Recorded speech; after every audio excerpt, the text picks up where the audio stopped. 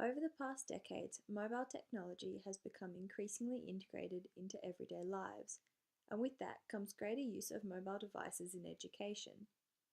However, with mobile capabilities and features evolving so rapidly, it can be hard to keep up with trends or know where to start when looking for education tools. Hopefully, this handbook will give you some guidance. By the end of this learning guide, you should have an awareness of global trends in the use of mobile devices in education, describe 3 key education approaches in anatomy and physiology, explore 5 uses of mobile technology relevant to studying anatomy and physiology, and understand how these technologies relate to the 3 educational approaches discussed. There are 2 major considerations of mobile devices that must be accounted for: affordances and affordability. The affordances of a mobile device refers to its capabilities and features such as internet connectivity, ability to view and create multimedia content, and communicate with other devices. However, with increasing affordances comes decreased affordability, which serves to create an accessibility barrier, particularly in the developing world. Studying physiology and anatomy at university involves 3 major forms of learning: information transmission in the form of lectures, situated learning such as observational anatomy labs, and embodied learning like labs exploring physiological function. We'll go through each of these in detail. Teaching in anatomy and physiology relies heavily on information transmission, the passive process of students listening and reading information delivered by a tutor or lecturer. Research suggests that information transmission is one of the least effective methods of teaching. However, due to its prevalence, students must adopt techniques to maximize learning. Some tools that can help with this are Evernote and Koggle.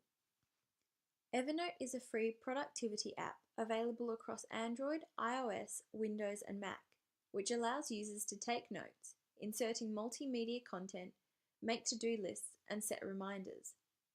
Content is organized into notebooks, which sync across all devices you're logged into. Koggle is an online mind mapping tool, which can be used by students to take notes during lectures and later organize and summarize unit content. For anatomy and physiology, Koggle is particularly useful in that images and website links can be added to create notes that further aid in learning. Situated learning takes students out of the lecture theatre and into contextual-based observational learning such as in anatomy. The augmented reality app Anatomy 4D enhances this learning experience. Anatomy 4D allows students to interact with 3D digital models of human anatomy. Augmented reality enriches the examination of prosections, overlaying digital information which can be revisited outside of the classroom for revision. Embodied learning builds on situated learning, shifting the process to activity-based education. In physiology, students conduct lab studies that demonstrate the physiological functionality discussed in lectures. Integrating mobile technology can further develop the understanding students gain from this experience.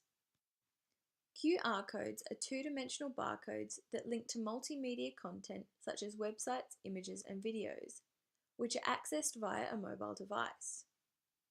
QR Reader is one app that reads these codes. In the lab, students are able to attach short videos explaining how the obtained data relates to underlying physiology. Foursquare is a geosocial app currently focused on food and entertainment. However, the app has the capability to enhance learning in the lab. Users can leave location-based tips with attached multimedia content. In an education setting, tips left at lab locations aid students in conducting experiments and reinforce the social aspect of embodied learning. Having received peer feedback regarding my digital learning guide, Cassie suggested that I link Evernote more closely to information transmission. I have since rewritten the discussion of Evernote to adjust for this. Quinn, on the other hand, pointed out the need to add references to my presentation, and I have now done so. After watching this guide, I hope you all have a better understanding of the use of mobile technology in studying anatomy and physiology.